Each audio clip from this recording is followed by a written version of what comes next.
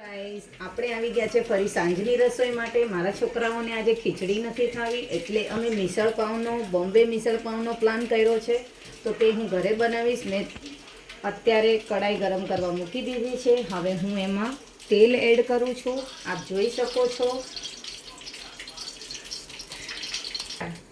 હવે આપણું તેલ ગરમ થઈ ગયું છે. હવે આપણે એમાં રાઈનો વઘાર કરશું.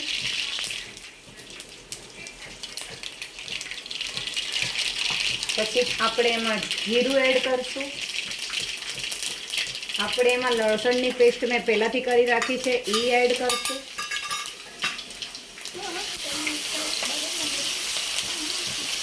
હવે એને થોડુંક સાંતળવા દઈશું. થોડાક લાલ રંગના થઈ જાય, ક્રિસ્પી થઈ જાય.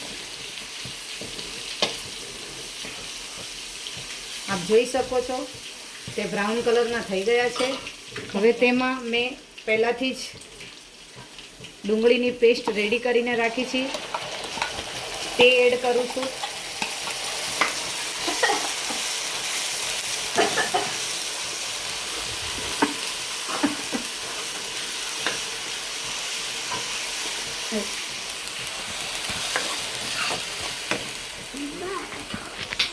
હવે તેમાં થોડોક લીમડો એડ કરું છું.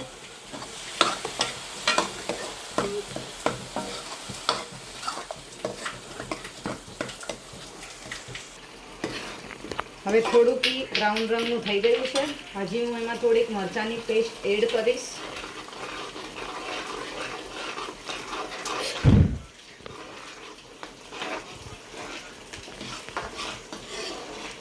હવે તેમાં મેં પહેલાંથી જ ટમેટાની પ્યોરી કરીને રાખી છે તે એડ કરીશ.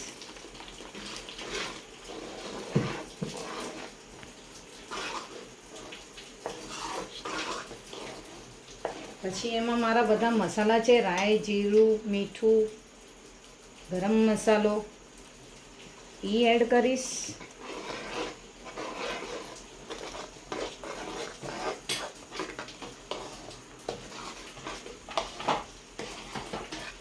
હવે તેમાં મેં બાફેલા બટેકા રાખ્યા છે પહેલાંથી જ એ એડ કરીશ. હવે 5 મિનિટ માટે એને હું ઉફાણો આવવા દઈશ.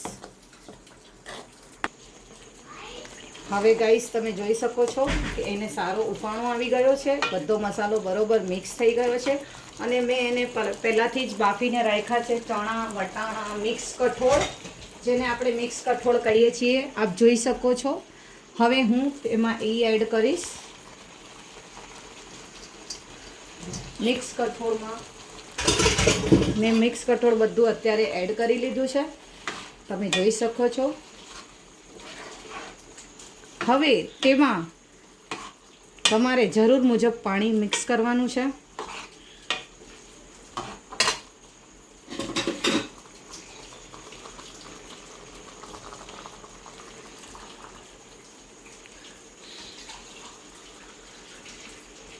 મેં તેમાં 2 ગ્લાસ પાણી એડ કર્યું છે. તમારે જોઈતું હોય તેટલું પતલું કરી શકો છો. તો ગાઈસ આ તમે જોઈ શકો છો આવું આવ્યું છે.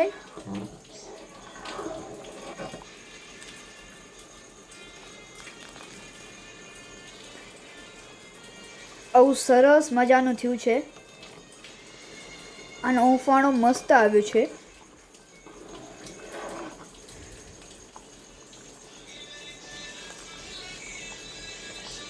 જોઈ શકો છો ગાઈસ.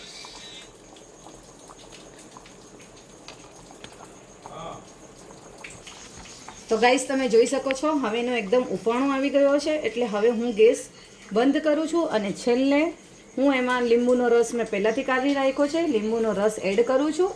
તો આપણી રેસીપી તૈયાર છે મિસળ પાવ.